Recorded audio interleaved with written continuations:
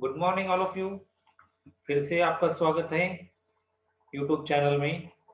जबकि अब हम देख रहे हैं हाइड्रोकार्बन लेक्चर हमारा 9 चालू है। इसके पहले हमने 8 लेक्चर भी हमने लिया था। ठीक है, अब हम देखेंगे hydrocarbon. So first upon main point is addition of sulphuric acid. यानी कि यहाँ पर हमें क्या करना है, addition of sulphuric acid indirect hydration of alkenes, यानी कि इसे हम इनडायरेक्ट हाइड्रेशन ऑफ अल्किन भी कहते हैं। सो अभी कैसे प्रोसेस करना है हमें, प्रिंसिपल देखेंगे हम। Cold concentrated H2SO4 sulphuric acid adds to alkenes to form the alkyl hydrogen sulfate. In case unsymmetrical alkenes addition occurs in according to Markovnikov rule. यानी कि यहाँ पर हमें क्या करना है, कोल्ड सल्फ्यूरिक एसिड ऐड करना है किसमें, अल्किन में। तो हमें वहां पर क्या मिलेगा, अल्काइल हाइड्रोजन सल्फेट मिलेगा। अब देखेंगे हम प्रोसेस बाय प्रोसेस कैसा होता है। यहाँ पर ये जो इथिलीन है, हमने CH2 डबल बॉन्ड CH2 लिया, अल्कीन लिया इथिलीन। अब यहाँ पर हमने कोल्ड H2SO4 लिया, H2SO4 लिया। ठीक है, इसमें जो H प्लस दिख रहा है हमें, यहाँ पर क्या हो जाएगा, यहाँ पर H प्लस अट्रैक्ट करेगा। अट्रैक्ट होने के बाद वहाँ पर बॉन्ड फॉर्म हो जाएगा CH3 CH2 OSO2 OH, यानी कि हमें यहाँ पर मिलेगा इथाइल हाइड्रोजन सल्फेट। अब इस इथाइल हाइड्रोजन सल्फेट हमने प्रिपेयर किया, वैसा ही हमने अगर से प्रोपिलीन लिया तो प्रोपिलीन भी क्या हो जाएगा, वहां पर H प्लस जो है H प्लस अब्स्ट्रैक्ट करेगा। अब्स्ट्रैक्ट होने के बाद हाइड्रोजन वहां पर क्या हो जाएगा, प्रोटोनेशन हो जाएगा। यानी कि यहाँ पर CH2 दिख रहा है हमें, तो यहाँ पर CH3 रहेगा और यहाँ पर पॉजिटिव चार्ज जो रहेगा, ये निगेटिव चार्ज यहाँ पर बॉन्ड फॉर्म करेगा, यानी कि COSO2 OH, यानी कि आइसोप्रोपाइल हाइड्रोजन सल्फेट प्रिपेयर करेंगे। यानी कि हमें अल्किन में क्या ऐड करना है, cold concentrated sulphuric acid add करना है। हमें क्या मिलेगा, alkyl hydrogen sulphate. If alkyl hydrogen sulphates on boiling with water undergo hydrolysis to produce alcohol. अगर से हमने यहाँ पर हाइड्रोजन सल्फेट लिया और वाटर में बॉईल किया, तो वहाँ पर क्या हो जाएगा, हाइड्रोलिसिस हो जाएगा। हाइड्रोलिसिस होने के बाद हमें क्या मिलेगा, वहाँ पर अल्कोहल मिलेगा। अब कैसे मिलेगा, हम बाय थ्रू देखेंगे रिएक्शन। अब हमने यहाँ पर इथाइल हाइड्रोजन सल्फेट प्रिपेयर किया है, वहाँ पर हम क्या करेंगे, उस सॉल्यूशन को थोड़ा सा बॉईल करेंगे और वाटर के एडिशन करेंगे। यानी कि यहाँ पर क्या हो जाएगा, ये जो CH3 CH2 जो बॉन्ड है, इस कार्बन और ऑक्सीजन का बॉन्ड, ठीक है, यहाँ पर ऑक्सीजन और सल्फर का जो बीच में का जो बॉन्ड है वो क्या हो जाएगा, ब्रेक हो जाएगा और वाटर में का एक हाइड्रोजन एटम यहाँ पर बॉन्ड फॉर्म करेगा, यानी कि OH फॉर्म हो जाएगा। यानी कि यहाँ पर हाइड्रोक्सी ग्रुप यानी कि अल्कोहल फॉर्म हो जाएगा।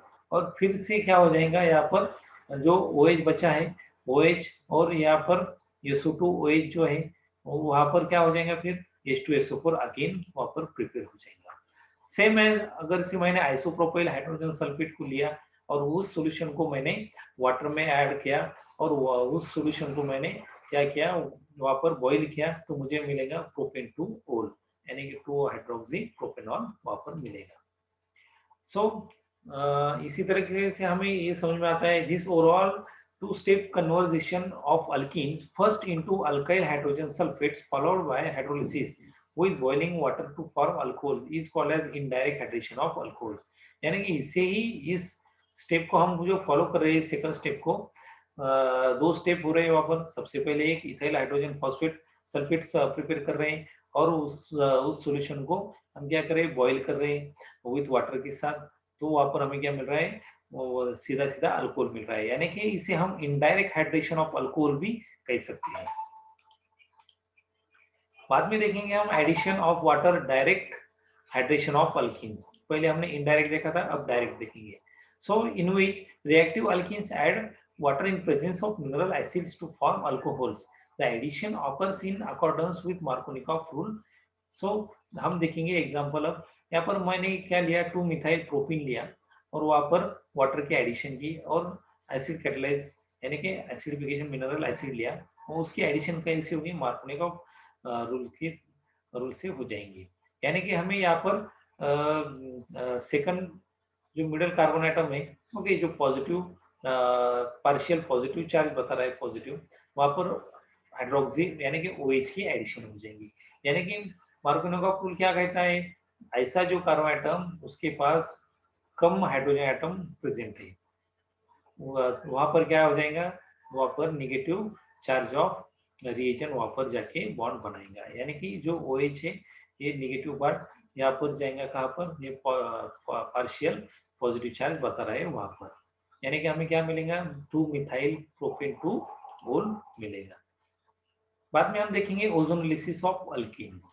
अब यहाँ पर अल्कीन से हम क्या करेंगे, वहां पर ओजोन ऐड करेंगे, यानी यहाँ पर क्या मिलेगा हमें समझ में आ जाएगा। When ozone is pass through a solution of alkene in some inert solvent such CH2Cl, CHCl3 और CCl4, यानी कि यहाँ पर मिथिलीन क्लोराइड, क्लोरोफॉर्म और कार्बन टेट्राक्लोराइड अगर से हमने यहाँ पर यूज किया at low temperature, it oxidise alkenes to ozonides. यानी कि यहाँ पर अगर से मैंने अल्कीन में ओजोन का सॉल्यूशन अगर से पास किया, इनर्ट सोलवेंट हमने अगर से यूज किया मिथिलीन क्लोराइड, क्लोरोफॉर्म या फिर carbon tetrachloride, in which using the low temperature, so it also oxidize to alkene and to go form the ozonides. So ozonides are unstable and explosive compound, so they are also not usually isolated but are reduced in situ with zinc dust and water or H2PD to give aldehydes or ketones or mixture of these reductive cleavage depending upon the structure of the alkyne. यानी कि जैसा alkyne है, जैसा उसका structure है, वैसे वहां पर हमें क्या मिलेगा, एक तो अल्डिहाइड्स मिलेंगे या फिर कीटोन्स मिलेंगे या फिर मिक्सचर्स मिल जाएंगे वहां पर। अगर से मैंने सिंपल जनरल रिएक्शन ली, यहाँ पर अगर से मैंने अल्कीन लिया, ठीक है, अल्कीन में मैंने O3 यानी कि ओजोन पास किया और कार्बन टेट्राक्लोराइड यूज किया, तो मुझे यहाँ पर क्या मिलेंगे, ozonide. It is the intermediate of reactions, that is ozonolysis of alkenes, it show the intermediate of ozonides.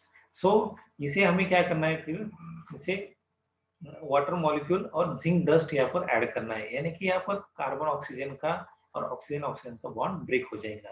यानी कि हमें यहाँ पर 2 कार्बोनिल कंपाउंड्स यहाँ पर प्रिपेयर मिलेंगे, बाय प्रोडक्ट में जिंक ऑक्साइड प्रिपेयर हो जाएगा। ऐसे बहुत सारे एग्जांपल है, जैसे कि इथीन हमने रिएक्ट किया O3 से और मिथिलीन क्लोराइड लिया और लो टेम्परेचर लिया, तो यहाँ पर क्या हो जाएगा, हमें 2 मोल ऑफ मिथेनॉल मिलेगा, यानी कि इसे हम फॉर्मल्डिहाइड भी कहते हैं। अगर से मैंने प्रोपीन लिया, ये तो हो गया सिमेट्रिकल अल्कीन। अगर से मैंने अनसिमेट्रिकल अल्कीन लिया और वहाँ पर मैंने ओजोन पास किया और मिथिलीन डाइक्लोराइड और लो टेम्परेचर यूज किया, तो वहाँ पर कार्बन ऑक्सीजन का और ऑक्सीजन ऑक्सीजन का बॉन्ड ब्रेक होके वहाँ पर मैंने जिंक और वाटर मॉलिक्यूल ऐड किया, तो वहाँ पर मुझे एक प्रोडक्ट कौन सा मिला, एसिटाल्डिहाइड मिला और एक फॉर्मल्डिहाइड मिला। यानी कि सीधा सीधा यहाँ पर हमने अगर से देखा तो ये CH2 का वहाँ पर फॉर्मल्डिहाइड प्रिपेयर होता है, और यहाँ पर अगर से देखा तो CH3C डबल बॉन्ड OH, यानी कि एसिटाल्डिहाइड यहाँ पर हमें मिलता है। That means ozonolysis is a versatile method for locating the position of double bonds in unknown alkene, since no two different alkene give the same combination of aldehydes and ketones. So अगर से हमने यहाँ पर क्या किया, ब्यूट 1 इन लिया और यहाँ पर ओजोन हमने पास किया, तो हमें क्या मिलेंगे, यहाँ पर प्रोपेनॉल मिलेगा और एक फॉर्मल्डिहाइड मिलेगा। अगर से मैंने ब्यूट 2 इन लिया तो वहां पर सेम मुझे एसिटाल्डिहाइड ही मिलेंगे। नेक्स्ट देखेंगे हम hydroboration oxidation of alkyne. Alkyne का ऑक्सीडेशन देखना है और एक मेथड से कौन सा रिएजेंट यूज करना है, हमें वहां पर हाइड्रोबोरेशन यूज करना है। So alkene reacts with diborane in THF, that means tetrahydrofuran as a solvent undergo hydroboration to form the trialkyl borane. So on oxidation with alkaline peroxide form primary alcohol. So these reaction out by anti-Markovnikov rule product from unsymmetrical alkenes, ये anti-Markovnikov rule follow करता है जब हम hydroboration reaction करते हैं alkyne के साथ। सो देखिए हमने यहाँ पर जनरल रिएक्शन है अल्कीन, उसमें हमने डाइबोरेन की एडिशन किया और सोलन यूज किया THF, तो हमें यहाँ पर मिला ट्राई अल्किल बोरेन। बाद में हमने इसको क्या H2O2 से रिएक्ट किया, यानी कि वाटर H2O2 लिया और वाटर की एडिशन की, तो वहाँ पे हमें अल्कोहल मिला। Okay, that means it also used to for carried out this reaction anti-Markovnikov rule. For example अगर से हमने इथीन लिया, इथीन में डायबोरेन की एडिशन की, हमने सॉल्वेंट यूज किया, तो वहाँ पर हमें ट्राई इथाइल बोरेन मिलेगा, और वहाँ पर 3 मोल में हमने H2O2 लेना है, हमें यहाँ पे हमें इजीली हमें इथेनॉल मिलेगा। देन देखेंगे हम बाद में पॉलीमराइजेशन। और पॉलीमराइजेशन यानी कि क्या होता है? Polymerisation is a process in which large number of simple molecules combine to form of big molecules. यानी कि पॉलीमर किसे कहते हैं? ऐसी जो प्रोसेस है वहां पर क्या हो रहा है, large number of simple molecules combine हो रहे हैं बिग मॉलिक्यूल के साथ, उसे हम क्या कहेंगे? Polymerisation. The simple molecules are called monomer. जो छोटे छोटे छोटे मॉलिक्यूल्स रहते हैं उसे हम मोनोमर्स कहते हैं। while big molecules also called as micromolecules और polymers, यानी कि जो बड़े बड़े मॉलिक्यूल्स रहते हैं उसे हम माइक्रोमोलिक्यूल्स या फिर पॉलीमर कहते हैं। So polymers are also used as a plastic, textile, rubber, and in many other industries, you know.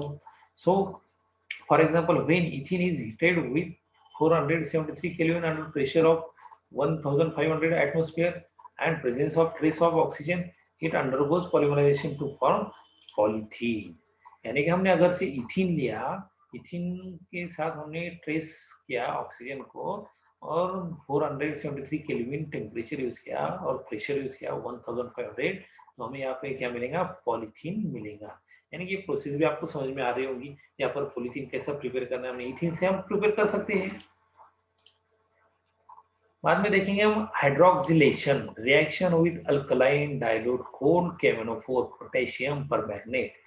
Dilute alkaline KMnO4 is known as a bare region. It is the color is a pink color. The presence of pi bond in alkene are readily oxidized by cold alkaline potassium permanganate solution to give vicinal or 1,2-diol or 1,2-glycol, while KMnO4 is itself reduced to MnO2। यानी कि जब हम क्या करते हैं, alkyne लेते हैं और वहाँ पर ऑक्सीडाइज के लिए ऑक्सीडाइज रिएजेंट यूज करते हैं कोल्ड अल्कलाइन KMnO4 सॉल्यूशन।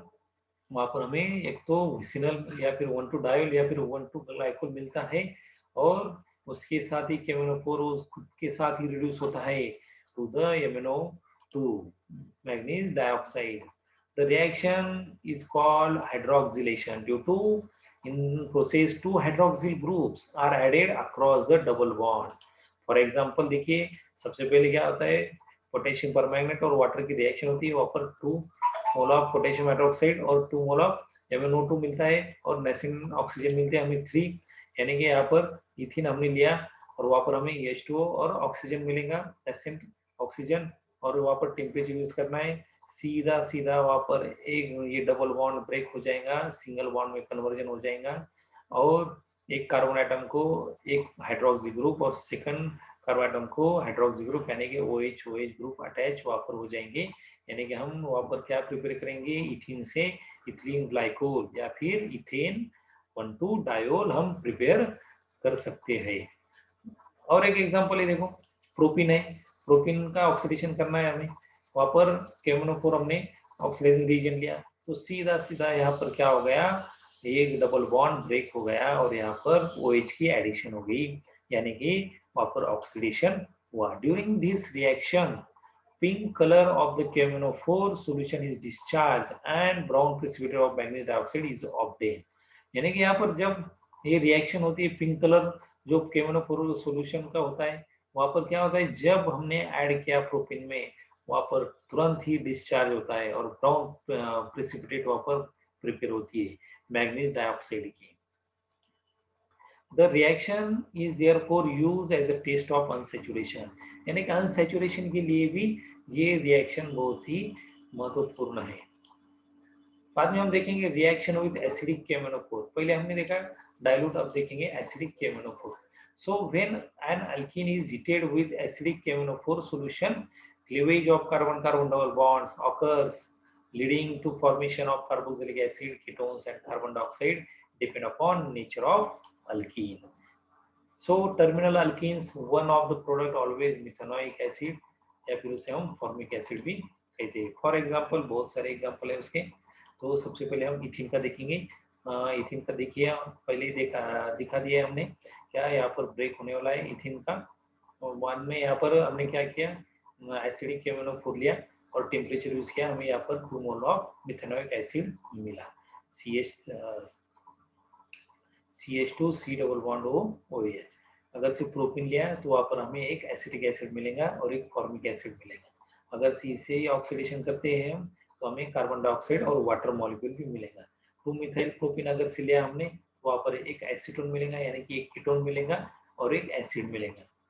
बाद में अगर से हमने 2 ब्यूटीन लिया तो हमें सेम एसिटिक एसिड मिलेंगे 2 मोल में। बाद में हम देखेंगे uses of alkenes. So uses of alkenes, in which ethene and propene are used to manufacture of polythene and polypropylene, which are also used to making plastic bags, electrical cables, etc. यानी कि इथिन और propene का भी use होता है polythene और polypropene यानी कि पॉलीमर इंडस्ट्री में, और उससे हम क्या बना सकते हैं, मेकिंग प्लास्टिक बैग्स और इलेक्ट्रिकल केबल्स भी हम प्रिपेयर कर सकते हैं। Ethylene is use N anaesthetic agent in surgery, यानी कि देखिए इथिलीन जो है वहाँ पर हम एनेस्थेटिक एजेंट सर्जरी में जब यूज करते हैं, ऑपरेशन करने का रहा तो तब एनेस्थेटिक एजेंट कह के हम इथिलीन यूज करते हैं। Ethyne is use for making oxy ethylene flame which is also used as a cutting and welding। जब वो फैब्रिकेशन का जो शॉप होता है उसमें देखिए जब कटिंग और वेल्डिंग करने के लिए तो वहाँ पर इथिन यूज होता है। ऑल्सो वहाँ पर कौन सी फ्लेम होती है यूज करते हैं, वो ऑक्सी इथिलीन फ्लेम यूज करते हैं। Ethyne is use for ripening of green fruits that is banana apple. Ripening के लिए भी, पकाने के वास्ते भी वहाँ पर क्या होता है, इथिन का यूज होता है। Ethylene is used as a starting material for the preparation of various organic compounds such as alcohol, alkyl halides and dioxins। यानी कि ये जो इथिलीन है, जो स्टार्टिंग मटेरियल है ऑर्गेनिक कंपाउंड, ऑर्गेनिक केमिस्ट्री में, वहाँ पर हम उससे अल्कोहल, अल्किल हलाइड्स और डायोक्सिन भी प्रिपेयर कर सकते हैं। It also use in the preparation of ethylene glycol which is used as an antifreeze reagent in automobiles। It also used to the preparation of ethylene glycol using a antifreeze reagent in automobiles। So butenes are also used to the prepare high octane fuels for cars and aeroplanes। यानी कि butene जब हम जब butene का use होता है तो हम उससे हम हाई ऑक्टेन फ्यूल्स यानी कि फ्यूल्स प्रिपेयर कर सकते हैं कार और एरोप्लेन्स का। Ethylene also used as a prepare mustard gas which is used to the first world war. यानी कि जब दुनिया में सबसे पहला जो युद्ध हुआ था उसमें इथिलीन यूज किया था, उससे मस्टर्ड गैस प्रिपेयर किया था। कब? जब फर्स्ट वर्ल्ड वॉर हुआ था तब। Okay guys, thank you. Like, share and subscribe. अगर से आपको पसंद आया तो सब्सक्राइब कीजिए, शेयर कीजिए और लाइक कीजिए। Okay, thank you.